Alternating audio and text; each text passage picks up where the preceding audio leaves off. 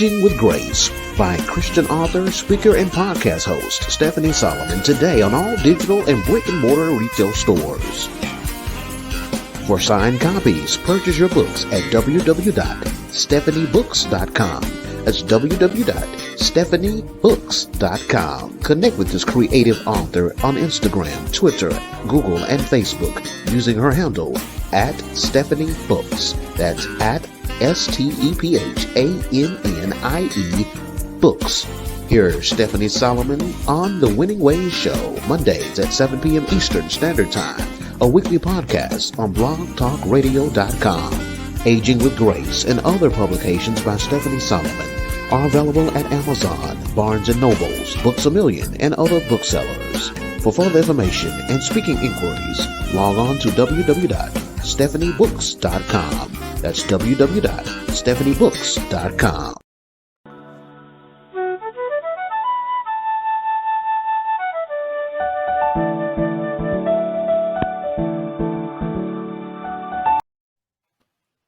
Hello, everybody. Welcome to the Winning Ways podcast, and this broadcast is streaming live. I'm Stephannie Solomon, your host, and thank you for tuning in tonight. Well, this is Mental Health Awareness Month, and as you've been noticing, those of you who follow me, I've been posting some mental health awareness posts. And I'm very excited to not just post those posts, but to have some therapists and some people who are clinicians and who practice in the mental health arena joining me this month. So if you are new to this broadcast, I just want to quickly say, because I want to really get into, I don't want to spend too much time talking about too much, whatever. But if you are new to this podcast, again, I'm Stephannie Solomon. I'm an author, I'm a life coach. I've been doing podcasting since the fall of 2010. And that's been all audio, and it still is audio. But I have transferred over to this YouTube platform, which is very different and very live. So I am being challenged with this, trust me. But so this is all new to me, but I'm also a life coach, and my niches are forgiveness, life issues, and family dynamics. So it's really, what's really dear to my heart is mental health, particularly in the arena of the family. But we can venture out, but that's basically where my niches are. Okay. Well, tonight I have guests. And I have a guest. I have Summer and I have Jamila. And ladies, would you briefly introduce yourselves? You can start us off. Jamila, just tell us who you are, a little bit about yourself, and then Summer will, and we'll move forward. And by the way, and hold on a second. I see people jumping in. Feel free to put your comments in, folks. And, some of them I'll probably post and run across the screen so that we can answer them. I'm sorry. Okay, Jamila. Hi, I'm Jamila, and wow, what do I say? I'm a little nervous right now, but my name's Jamila. I live in Johnson City, Tennessee. I am in full-time ministry with my husband. I'm also an author. Mental health is something that's near and dear to my heart as well, just being one who has suffered through mental health issues. So it's just something that I care a whole lot about. And so, yeah, that's me. A little about me. Well, welcome so much. And I think I mispronounced your name, and I'm so sorry. It's Jamila. Oh, no, it's fine. Okay. It's fine. That's fine. Thank you so much. Okay, Summer. Hi, everybody. My name is Summer Forlenza. I'm a licensed marriage and family therapist, which means I'm a therapist. And I live in Southern California. So it is only about 4 o'clock my time. It's still kind of the afternoon. But I'm so happy to be here with you guys. And in my practice, I specialize in working on folks who have PTSD and trauma, doing trauma healing. Wow. Awesome. So we have California, we have Tennessee, we have Maryland. All right, here we go. And hello, Joanne. Welcome on. Welcome. Well, where do we start? Oh, Oh, I'm hearing a lot. And sometimes I think people say things loosely. So I do want to hear from people who actually work. I know, Jamila, I think you shared with me that you work with families and you work with couples. And Summer, you definitely both of you have gone to school for what you've done. But I'm hearing people throw out words like, I hear toxic, I hear self-awareness a lot, self-care, and I must admit, many people ought to know what they're talking about because they've been through this, that, or the other, but they're throwing them out. And I think for people who are kind of troubled or don't know where to go and what to look at, you just have this bombardment of information. And these terms are used in the sphere of are used in the sphere of mental health.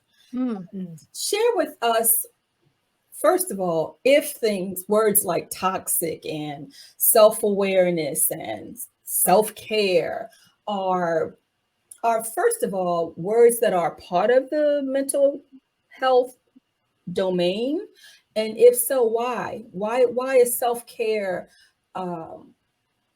a mental wellness or mental health issue or toxic? And either one of you can jump on and start with that.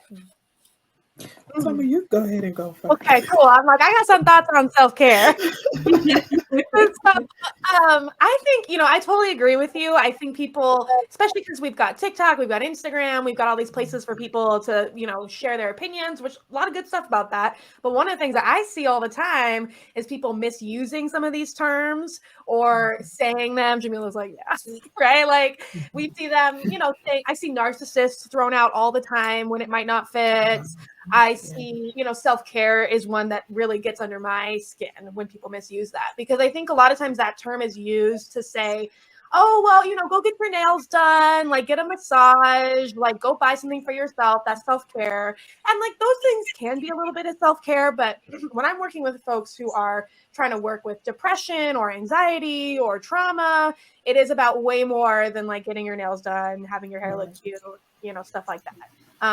It's so much more about figuring out what does my body and brain need to function well, and then realizing it's my job to give myself those things. So maybe you can ask for support from your community, from your family, but you have to know what you need and then ask for it. Otherwise you won't get it. So a lot of times people start to miss stuff like, are you getting 7 or 8 hours of sleep? Are you going outside 3 times a week?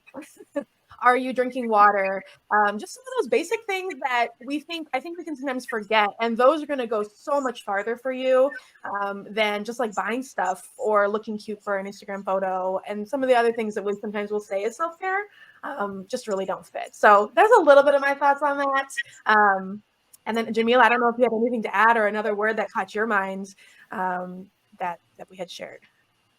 Yeah, and for me, my work with families and marriage and all of that is more so on the spectrum of spiritual and church, because my husband and I are pastor, and so I definitely hear those words. They are overused so much. People, like you said, they throw out their word narcissist and have no clue what it really means, the deep impact of what it means for someone to be a narcissist. And so, and too, with self-care, when we talk about, especially with families and couples and things of that, when we talk about self-care, we're talking about getting down to the root of generational issues. What habits are you repeating that were generational, that were habits from your family that you learned that were normal for you, but they're not really healthy. And so we get down to the bottom of, are you dealing with these issues? Are you being honest with yourself about yourself? Are you willing to be honest with yourself about yourself? Are you willing to face this thing? And so when we talk about self-care, we're talking about deep healing, like deep, okay, you need to do something more than, like you said, going to get your nails done, your hair done. That's all external. Let's deal with the external, the internal. And so to me, that's real self-care, is when you begin to deal with the inside, because you can dress it up on the outside all you want to and still be messed up emotionally on the inside. And that's why a lot of people find themselves still going through the same cycles, because they never really deal honestly with the issues that they're dealing with on the inside. I love, I just want to respond to that, because I love what you said there of like trying to dress up the outside because it makes us feel like or look like we've got things figured out on the inside.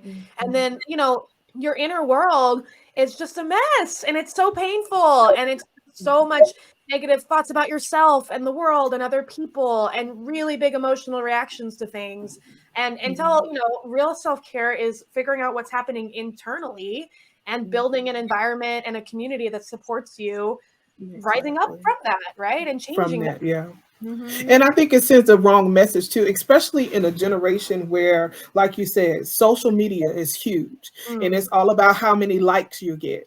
And so, okay, if I'm on the verge of suicide, oh my God, you liking my picture is not going to stop me from committing suicide. Mm-hmm. You telling me that I look good today, it's not going to make me feel better about what's going on in the inside. But we create this environment that is all about people liking your photos or liking your lifestyle that you're presenting on Instagram or Twitter or whatever.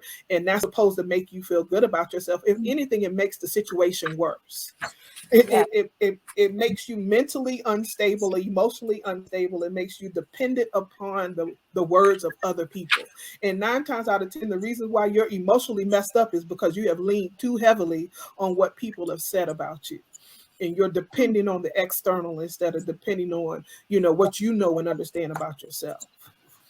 wow, that is deep. One of the things that I run into as a life coach is I have people who will say, "Well, I'm okay," and I always wonder, well, what is your gauge, that determines you're okay? Because none of us have really, I've always said I don't work with people who don't see a need. If you, I work with people who are at least aware that something's going on internally and want some assistance or whatever. But I come across people who don't want to even put in the work. But I also, when I look at the people who don't want to put in the work or whatever, I also understand that there are people have a hard time recognizing, kind of like what you said, Jamila, if you are repeating the same habits and you have this pattern, excuse me, that you're repeating from your parents or whoever, you don't see it, you don't know anything else. And so you don't even know, we don't even know that we're doing something, that we're stuck, that we're not mobile, that we're not progressive, and that we're not healthy. And that's the thing. How can either one of you offer to someone out there who may be wondering, am I okay? Should I be, how does a person know if they are healthy mentally? Or, what is, well, I know it's a big thing, but maybe it's something small, how, if I'm saying I don't have to do anything, do the work, then that also says that I see myself as being healthy and okay. So how did we even get here to what is this? What is this? Is there a list of something? I don't do this, I do that. What is it? What is a healthy or unhealthy mindset Wow. look like? I'll use myself as an example. I'm always one of those people, I don't mind telling on myself. I consider myself a pretty stable person, at least now. I'm growing into stability. I say that. I'm constantly growing and evolving into a place of stability mentally and emotionally. But I have some bad habits that I did not realize were really, really bad habits, even though there's a scripture that says death and life is in the power of the tongue, and they that love it shall eat the fruit thereof. I know that scripture and I could quote it backwards and forwards, and I actually understand it. But it didn't mean that I was actively doing what I understand the scripture to do. My husband had to catch me and tell me consistently, honey, if you keep speaking these things that you speak over yourself, you're going to end up getting the very thing that you say. And he pointed it out to me that it was during COVID, and I had COVID twice. And it seems like each time I got it, it got worse. And I remember I was going through, because I've been going through something with my health that has been really, really hard for me mentally and emotionally. It's been difficult to walk. And so I've been dealing with that for the past 2.5 years. And so I got frustrated one day, and I just said, just let me die. I'm just tired. I'm done. I'm just ready to go. And within hours, my blood pressure shot up to the point that he had to take me to the hospital. And my blood pressure was so high, I was on the verge of literally like stroking out or having a heart attack. And he said, honey, he said, you have to mind what you say. And he said, you have a habit of doing this. Whenever you get frustrated, you start saying crazy stuff out of your mouth. Well, I just kind of took it with a grain of salt because it's just what I'm used to doing. I'm used to just saying crazy stuff. I'm used to just beating myself up, but it's not healthy. And so for me, I had to realize, you know what, as stable as I am in some places, you can be a little unstable in other places. And we have to be willing to deal with that. And I think sometimes when we notice inconsistencies about ourselves, instead of accepting that area of inconsistency, we apply it to our whole self and say we just messed up altogether.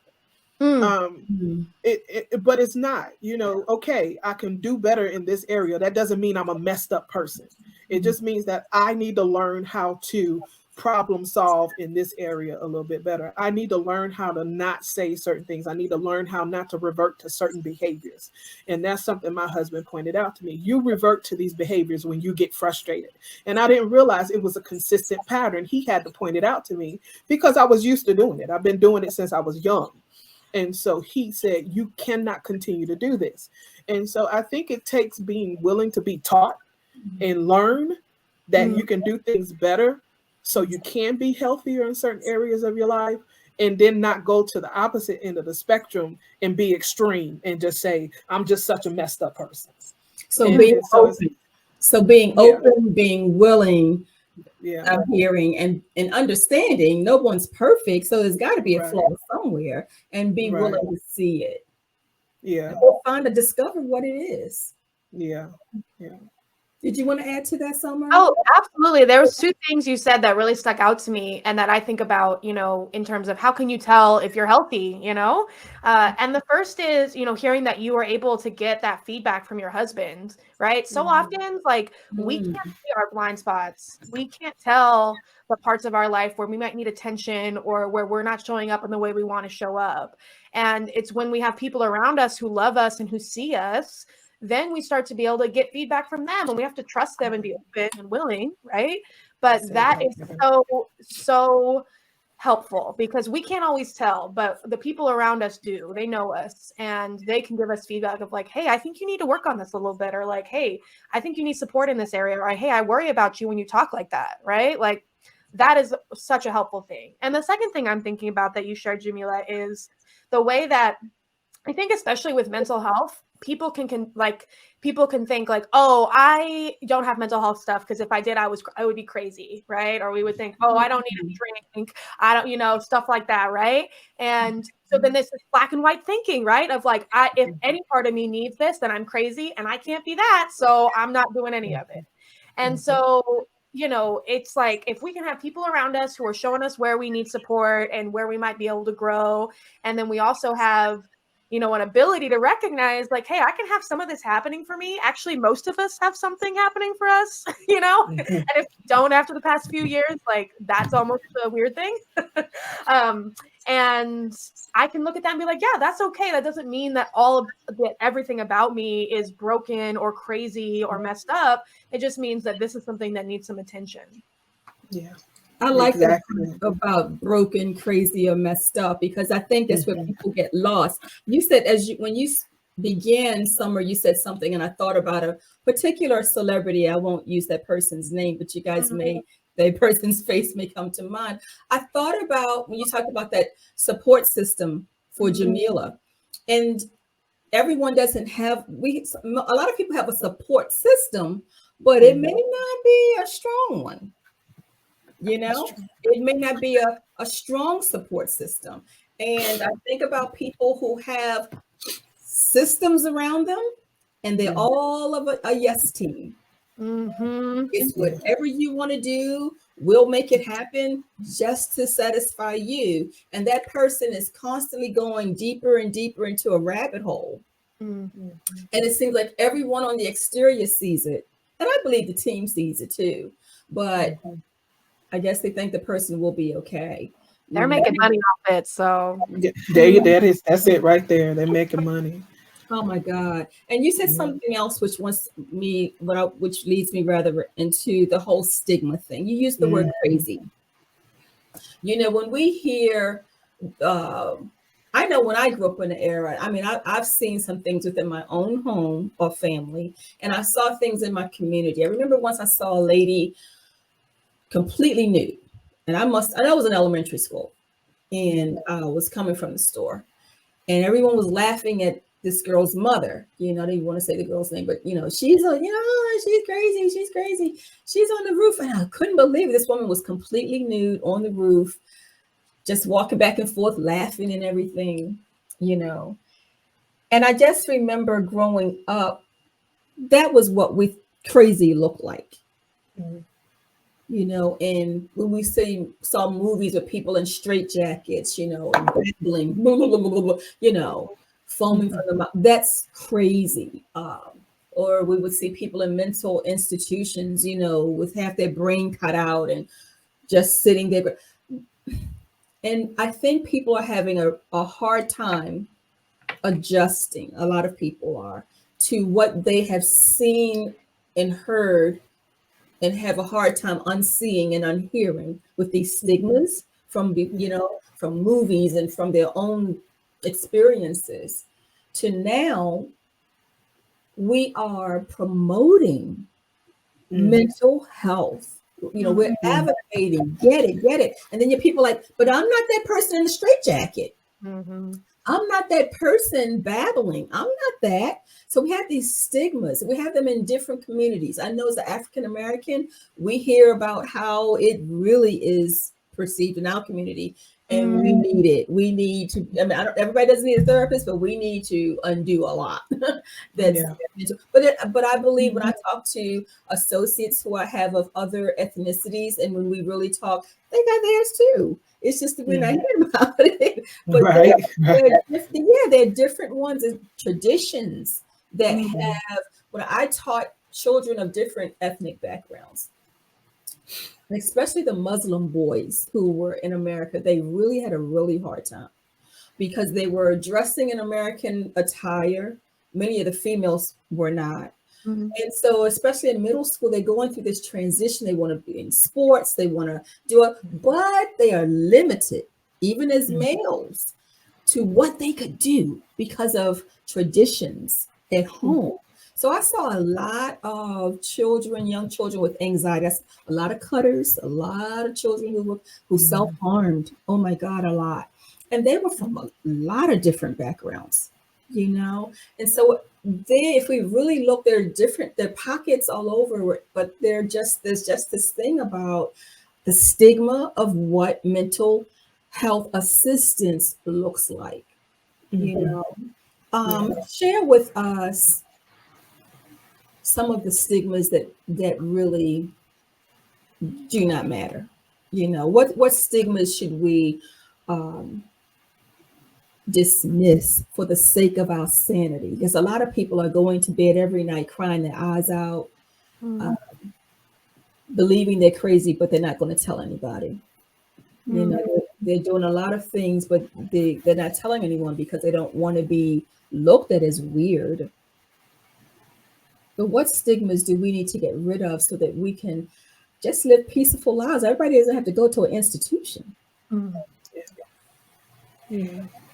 What I'm thinking about right now, first of all, is just something that you both have spoken about, which is, we can become what one person thinks is crazy, another person thinks is normal, right? Because in our families, we learn what's normal from the people we see, our parents, our grandparents, our aunts and uncles, like they show us what normal is. And so where I'm going with this is that there's so many communities and families that are in a lot of pain and that are perpetuating these really dangerous and painful patterns. And it's kind of considered normal, right? I think about the way that alcohol is so normalized, the use of alcohol in so many families, right? And that, when we get together, we all drink until we can't stand up. That's normal in some families, right? I think about the way that in some families, it's really normal to speak to each other in ways that are really cruel or humiliating, put people down. And they might not necessarily consider that crazy, but somebody else would, right? Because they look at that and they say, oh, that's not a healthy way to talk to people, or that's not a healthy way to spend time together, stuff like that. So when I think about the stigmas that we want to break away from, I really do, as a therapist who grew up in an environment that didn't trust therapists, didn't really like therapists, wasn't very positive. It took me a lot of years to really learn, like, oh, what do therapists actually do? And what happens when you go to a therapist? And what can they help you with? Because I really did have I was sort of raised to believe like, oh, therapists are kind of scam artists and you just talk to them and like you can talk to your friends. And now that I do this job, I know that that's really incorrect, right? That we do a lot of training, a lot of education, a lot of experience to make sure that when I show up with somebody who's in a lot of pain, I'm going to keep it about them. I'm not going to talk about me. I'm going to be able to hold what they have to give me. And there's actual things that we can do that make people feel better, that I started to learn. And it was so surprising to me. So I would love if sort of we could break out of that stigma that therapy is only for people who are broken or crazy or messed up, and instead say, oh, therapy is such an awesome resource that can help you just like make your life and your relationships and your inner world that we talk about a better place to be. Awesome. Absolutely. Absolutely. Absolutely. I think that a lot of that, though, it comes from exposure, who we affiliate with, and back to what Jamila said earlier, how willing we are, how open we are to get new information. Some people really don't believe if you keep doing the same thing and getting the same results that something's wrong. Right. Right. Because it's comfortable, I guess, but until they see that there's another way for progress, I guess. But let's move into something else. I believe therapy isn't for everyone on the clinical side. I believe that we can do things that are therapeutic. Yeah. Like, some people are into art, some people golf, some people exercise, whatever, you find what works. For me, jigsaw puzzles, and I think that's because that's the way my mind works. I love putting together parts. I was an algebra teacher, and that's what that is bringing together the parts. And that's something I discovered about myself later in life. But that kind of thinking takes me into other, I don't want to say other places, but it takes me into, it just helps me think about and even problem solve with matters of the heart as well. But let's talk about trauma. That's another word it's a real word, not so much a buzzword, but it's being thrown out a lot. And like the narcissist, like I tell potential clients, I am not a therapist. So I use that word narcissist lightly because it's a clinical term. And this people who are narcissists are on a spectrum. So who am I to say someone's a narcissist? But they may be manipulative and a liar and gaslighting and some of those traits, but I'm not going to call them a narcissist. I say all that to say that we throw out words sometimes without knowing what we're really saying. And I'm hearing the word trauma a lot.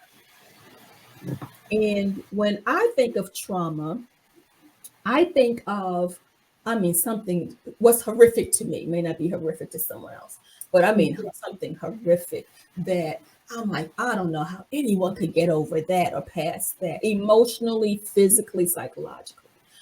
But I am open to learning.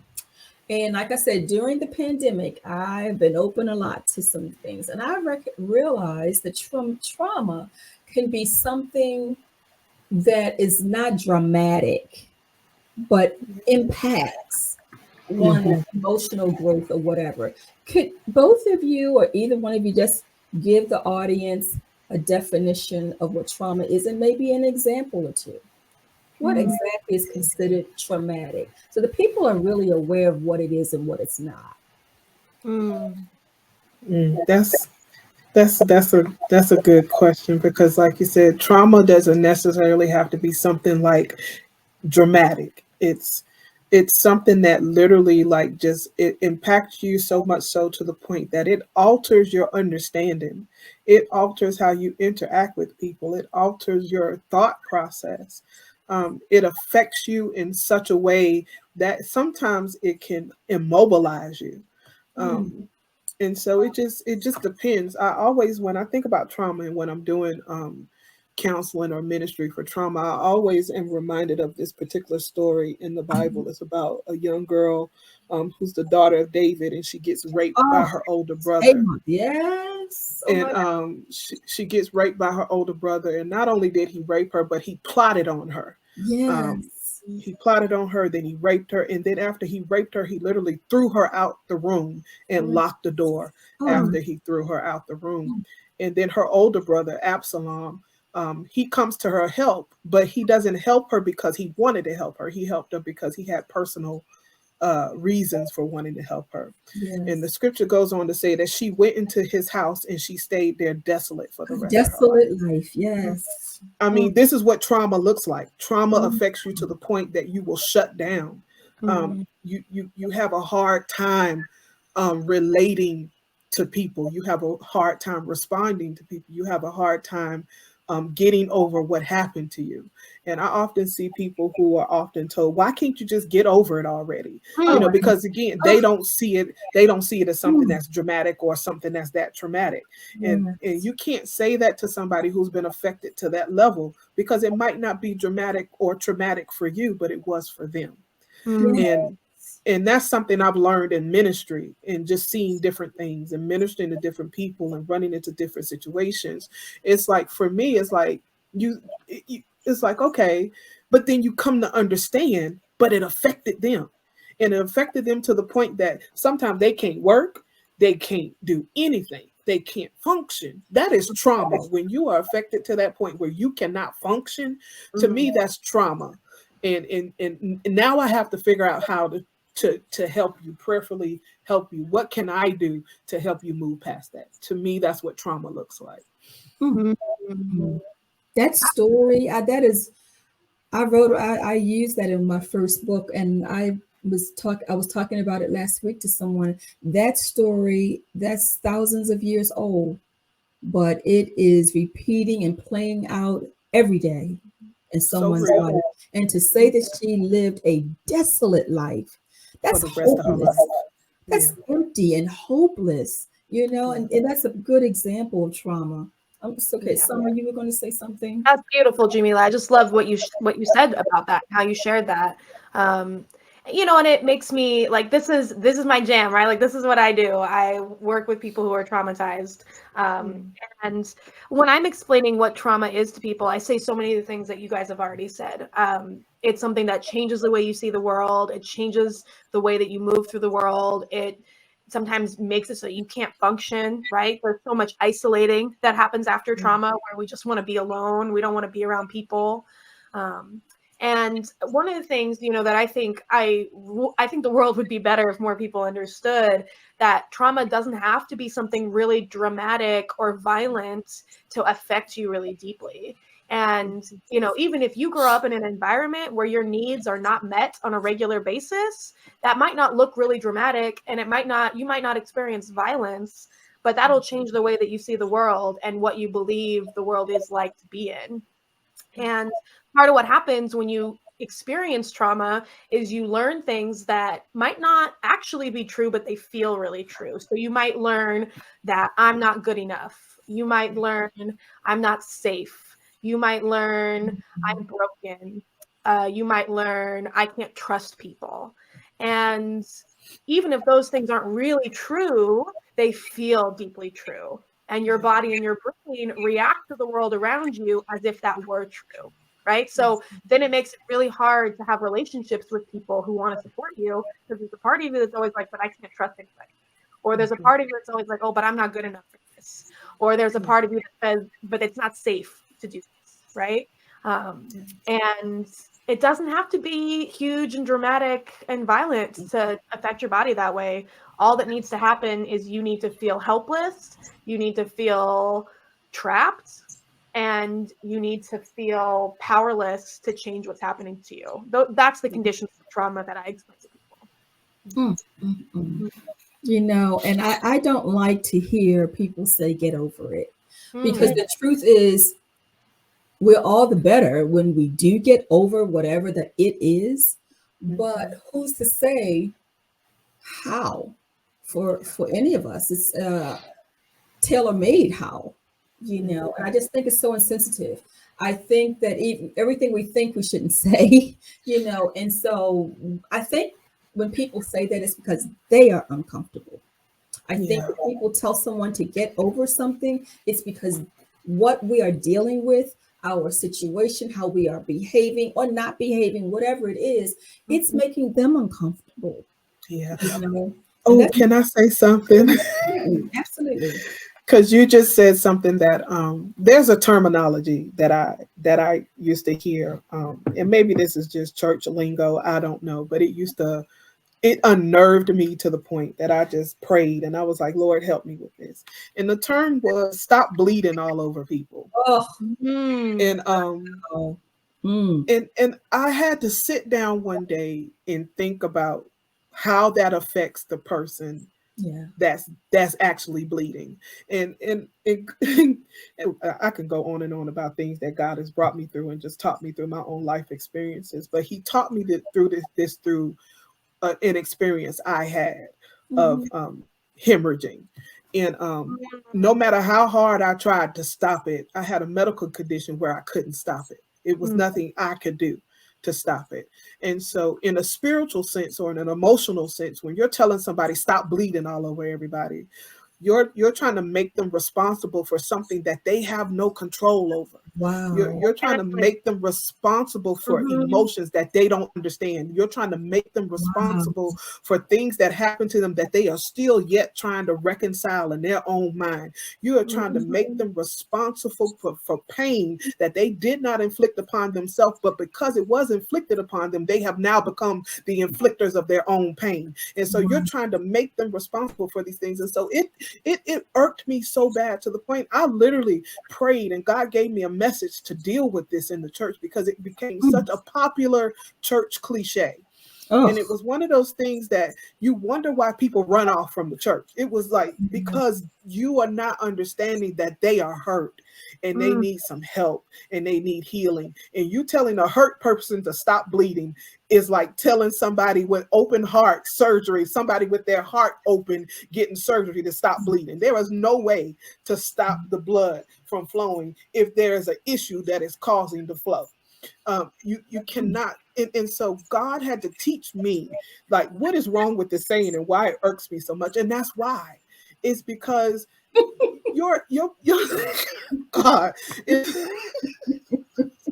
it drove me crazy. I get you. I get you. It drove me crazy, and it still does to hear it because I still hear people say it. And but God had to teach me, nope, don't you join in that cliche foolishness. Don't you even say that. People aren't thinking, and they're this is what gets me. What I hear when you're saying people are being re-traumatized, and I think every time someone says get over it or you should be over it by now, or that happened such and such ago, or projecting on people really your own discomfort with the matter. Yes.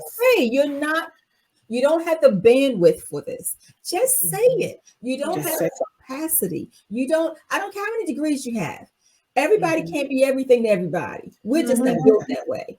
And and I think it makes some people, especially who feel responsible for people, like it could be in your own family. If you have a father, a parent, a guardian, or older sibling or whatever, who may feel responsible for us, it bothers them when they can't help us. And instead of, and I don't think it always comes from a bad place, but it ends up being a bad thing because it really doesn't help the person. I just think it just re-traumatizes people, and people learn to survive and never be healed. And to me, I am running into, well, first of all, I went through that. I didn't even realize that I was a very, very, very grown woman. As I shared with you, Jamila, before the show, I'm retired.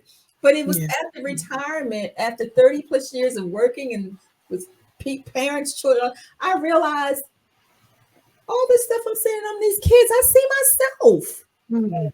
And I had learned to function. Yes. And it reminds me of a person I knew very well, didn't know she was a functioning alcoholic, was a nurse. Come to find out, a lot of nurses are functioning substance users. And I'm like, but how? And the person told me this. I was like, how can you do such a job that needs your focus? And people do it every day, I was told. Yeah. And then I saw put on the face. and then I saw myself. I could put a plan together. I could put a plan. I never got a bad evaluation. I loved what I did. I could put a plan together. But when I sat down one day and I realized I did all of that, wow, sweeping under the rug, years of traumatic experience. I mean, when I sit down and saw what things were traumatic over the years, these things that have happened, and if I thought about them today, it's like they happened yesterday. I'm like, how did I do that? How did I go to work and raise a child and do all these things and not develop? It just blew my mind. But it made me more empathetic, and compassionate. People who are doing this every day. But the thing is, everybody has a breaking point. That's it right there. So when we tell people to get over it, some people realize I can't. And their only way out is like what you said earlier, just take me. Just take me. Just suicide. And we are pushing sometimes people not knowing, but we're pushing them to that place. We're re-traumatizing people because we don't have the capacity to heal. And then also, and I'll say this and let you guys, if you want to jump in, I think too, we innocently, I have an older friend who calls it innocent ignorance. We innocently are ignorant about what we do. We push people back into spaces where they were traumatized in the first place. Like we tell the child, you better go home. You tell the child, you need to go home. We tell the child, that's your mother. And we say it with our hand on the hip. With an attitude. And with an attitude and a tone and cadence in such a way that the child is fearful. Like, if I don't go back and let the torturer continue to torment me, I'm the bad one. No one believes me. I'm the bad one. You know, and we send people back. And then sometimes we even have people who are the tormentors be the ones who want to be the ones to heal somebody. The very person that they are tormenting. How you gonna heal the person you torment? It's crazy. I just see trauma, and it's like the trauma, there's never any healing, recovery. There's none of that because I just see a cycle just repeating. Yep. It's interesting. One of the things we sometimes say in therapy land is that if you've got a whole family and then there's, a lot of times it's a teenager, the teenager will be sent to therapy because maybe they're not doing well in school or they're really angry, or they're acting out, something's going on. And everyone in the family's like, my kid is so crazy. You need to fix my kid. And what we say is that a lot of times the person who's in therapy is actually the healthiest person in the family. Wow. Because they're actually being honest about what's happening, right? Everyone else is so good at putting on the face and checking out of their emotions and pretending that the fact that they start screaming and hitting things when their football team loses is fine, but it's like the people who are actually feeling stuff and expressing it and being like, what's happening isn't okay. That's actually the healthiest person in your family. Wow. And it's just so true that until you have that person in your family who's actually willing to feel that stuff and be like, the way that we talk to each other isn't okay. The way things are in this family is not all right. That cycle just gets passed down and down and down to each of those kids, those generations. That intergenerational trauma just happens. Yeah. Wow. Intergenerational trauma. That's good. And it's real. Thing. And I know the church community, sometimes we call it generational curses. Curses, cycles, it's a pattern of behavior that's unhealthy. And I did a show not too long ago on family bullies. And I think it's the family bullies that perpetuate this because they don't want to see their power shift. Yeah. Their control shift, and a lot of my clients or potential clients are mostly millennials. Mm-hmm. They're not having it. Mm-mm. No.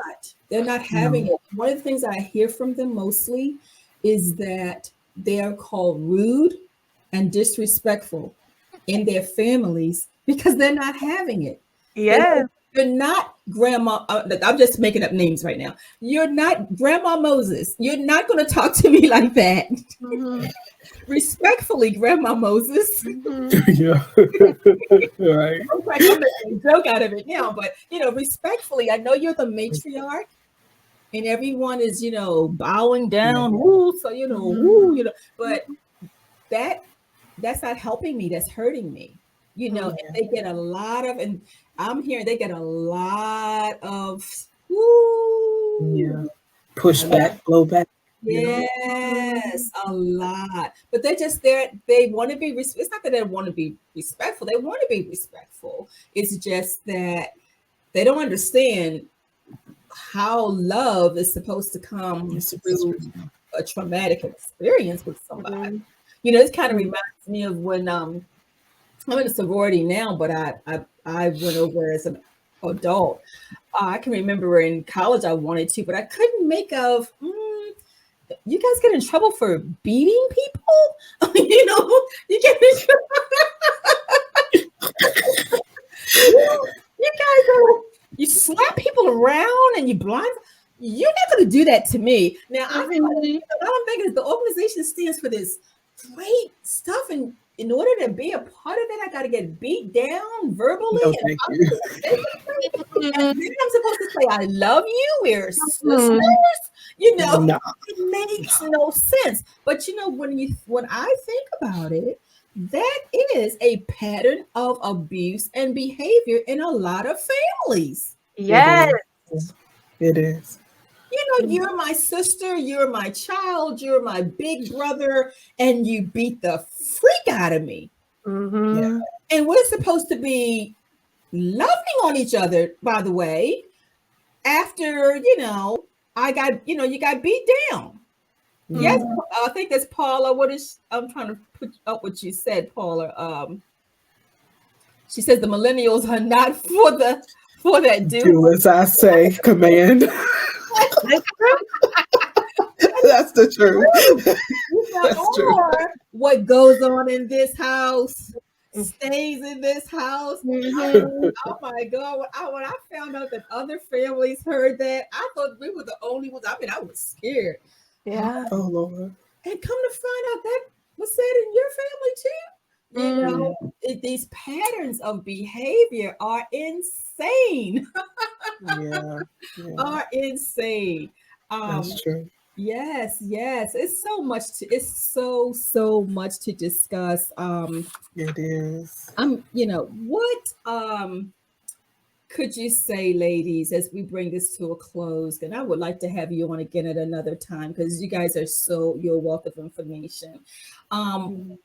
I'm going to take just a brief break, but when we come back from this brief few second break, just tell someone out there, if they are interested in finding a therapist, what should they look for? Because I've also heard individuals say that they had several therapists and it was discouraging.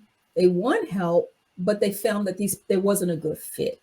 So maybe there are some things that people should look for in a therapist when they're looking. So when we come back from this brief break, just share that with us. All right? All right. Are you serious about your walk with Christ? Baltimore's Christian author Stephannie Solomon has written disciple-centric books that will equip, encourage, and empower the child of God. Each book is a viable tool for Christian growth. Purchase your copies today wherever books are sold. Available electronically as well as hard copy. For more information, visit www.stephaniebooks.com. That's www.stephaniebooks.com. Welcome back, listeners. This is the Morning Ways podcast. I'm Stephannie Solomon, and I have some great guests tonight as we're talking about how relevant and important mental health is, especially during this month of mental health awareness. So before the break, I did ask the question of how a person could go about recognizing a good therapist or therapist that's a good fit for he or she. Anybody, either one of you can jump in at any time. Yeah, if it's okay, I'll take this to start because I got a lot of thoughts on this. I think one of the things that happens all the time, one of the reasons that people don't like and trust therapists, and I know that there's a lot of people who don't, is because they have negative experiences with therapists. And so one of the things that I think is so important is when you are looking for your therapist to kind of have some guidance on how to do that in a way that's going to work for you, because therapy will not work if you don't like and trust your therapist. It doesn't matter how much education they have or how much experience they have or how great they are, how many books they've written or any of that. If you don't like and trust them, nothing they do is going to work. And so the one thing that I tell people is, if while you're looking for your therapist, sure, you can have someone, you want to find someone who has experience in what you're working with. That might be important to you. But the most important thing is that you feel comfortable with them. And so I always recommend to people, think about, like, you're hiring as a therapist, like, you're hiring me, I work for you. So interview me before you hire me, right? When we hop on a phone call, have some questions, be like, what's your style? Get a sense of how they talk, get a sense of what it's like to be with me. And then you can go to one appointment and never go back if it's not a fit, right? Like, you're not committing to this person in a long-term way. You're going to test the waters and see, how does it feel to talk to them? Do they actually seem to listen to what I have to say? Are they remembering things about me at our next session? Do the things that they say feel helpful, or does it just feel like, oh, well, good luck, you can do this. There's a lot of awesome therapists out there. There's also a lot of therapists who are not very good at this out there. And so I always tell people, take your time, try out a few people until you find someone that you actually are looking forward to seeing, because that's when the therapy is actually going to work. I think a lot of people are intimidated by therapists too. Yeah. True. They are. Mm-hmm. Yeah. So true. And it's something that, something that's, I think, part of my style and part of me, what I do on Instagram and stuff like that, is just to try to, like, demystify it a little bit.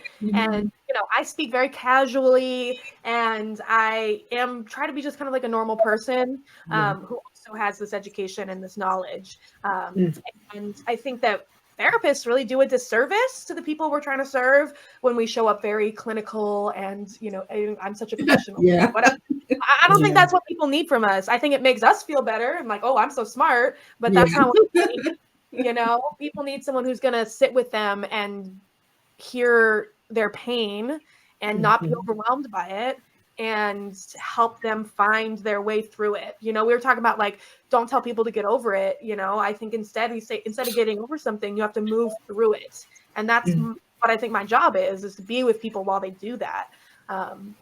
And if your therapist is intimidating or you don't feel comfortable around them, that might be normal first session if that's kind of your vibe, if you're just, like, nervous. But if you do 2 or 3 sessions and that feeling hasn't gone away, just go try somebody else, You don't have to stick to it. Absolutely. And I have to say, Summer, that's one of the things I like about your site. So, before we leave, make sure everybody gets your social media handle, because she does. She's a clinician. She has the letters and all of that, but you don't come across, scary and intimidating. It's so easy to understand. It's very relatable. Very relatable. Thank you, Patsy and Paula, for your comments. Thank you. Jamila, do you want to add to that? I agree. And for me, the biggest thing in finding a therapist, or just finding somebody to talk to in general, is that they have to align with what you internally believe. You don't have to sit and talk to somebody who's going to lead and direct you away from the things that you feel are strengthening for you. If it's a Christian counselor, if it's somebody, you find somebody who aligns with what you're looking for. And also, I think too, I kind of treat it like, the learning. You have people who are visual learners, audio learners, they have different ways of, just taking in information. I'm a journaler, so I'm always, if I can get with somebody who I can talk to that will encourage me to use the things that kind of bring me peace, look for that. I believe Summer said it. Look for people who kind of like go along with the vibe of just who you are, Yes. but also to the point that they're not going to intimidate you, but they're also not going to just let you slide with behavior patterns that Yeah. you're used to doing. Somebody that you, and I always say this: normalize being real. You know, I think that's a whole nother can of worms we can open up, and I think this is why a lot of people find themselves dealing with mental and emotional issues, is because we haven't normalized being real. And so allow me the space, create a space for me to be real, and if you can find somebody like that is willing to create a space for you to be real, for you to be authentic, for you to be real, for you to be honest, no matter what it is, and they not sit there and judge you for your realness. That's what you need. Somebody that's going to allow you the space and the safety to be who you are. Oh, awesome. Absolutely awesome. Ladies, y'all are awesome. Y'all are beasts. I'm telling you. Oh my God. There are people out here, folks, who are truly able. And you know what? And one of the, I would guess to say, blessings of the pandemic is you don't have to physically be or go to people to get help. We now have access through, this is StreamYard, Zoom, and other online software that allows us to be across the country, talking to a very able, compatible person, who's willing to help and assist us. No one should be suffering in silence. Do not be intimidated. Do not be embarrassed. Do not be ashamed. You may feel as though you should only get help from your family. And sometimes our families are the places of our pain and our greatest discomfort. And they're not in a place to help us and take us to the place called better. And we have to go outside of that. And for some people, I know that's not the way you were brought up. You don't go outside of that circle. But for your mental well-being and for your sanctity, your safety even, and your sanity, you will have to go outside of that circle. And regardless of what some people have told you, that you won't find anyone greater to love you than your family, that is not true. That is not true. And this is coming from a genuine and authentic place. There are people out here who have no agenda other than to help you survive, thrive, and prosper in this life. And there are people who are very able to do that. And you can find those people online. Most of you are online anyway. You're online anyway. And these people are here to help. All right. Well, we could go on and on with this, and I really want you ladies back again. Next week, we're going to have part 2 to this. It's Mental Health Awareness Month. We're going to have 2 more clinicians on. But ladies, before we leave, can you tell the viewers where they can find you, your website, your social media sites, and if you have any products or anything like that, how people can be blessed by them? You go ahead, Summer. You want me to go first? Okay. You go ahead. So mostly you can find me on Instagram. I'm at Summer the Therapist, or you can just search my name, Summer Forlenza, and I should pop up. I am on all the time, sending stories. I'm responding to comments. I do have a workshop, like an on-demand webinar that talks about all different kinds of ways that you can deal with big emotions and move through them. So you can check that out too. Or you can just come and hang out. I answer a lot of questions there and just try to get people information about mental health and therapy and trauma that I think more people should know. Awesome. And I'm on Facebook and Instagram. You can just search my name, Jamila Jordan Moody. I think my @ on Instagram is @BeforeHisThrone7. I believe that's what it is. But you can always just check me out. I also have a podcast with Charisma Media. It's called Throne Room Conversations, and we talk about relationship with Christ, and also dealing with things like emotional issues, mental health issues, and things of that nature. So I just launched it this year. So Wow. y'all keep me in prayer. I'm learning how to podcast, and this has been a learning experience for me. So you can find me there. And all my information is up on my podcast page, my email, my website, my author page, all of that stuff is available on my podcast page. Absolutely awesome. Well, they're doing great things and they're out here to help. If you have not, see people jumping in, and some people, and it's almost time for it to be over, so, but that's great. But subscribe while you're here on the YouTube channel. I am trying to grow my community there. So if you would subscribe and share, I would greatly appreciate it. Well, this has been great. It has been wonderful, a wealth of information. And trust me, this isn't it. There's so much more. And give me some feedback. Let me know what you felt about all of this. And some of you may have questions and you didn't want to present them here. That's fine.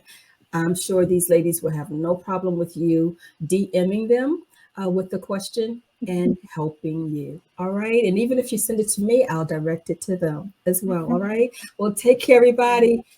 Thank you so much, Summer, for your yes. Thank you, Jamila, for your yes. I wish both of you so much success. You're doing a great work. Bye, everybody. Lord willing, I'll be back here next week. Same All time. right. Take care. Bye. Bye-bye. Bye-bye.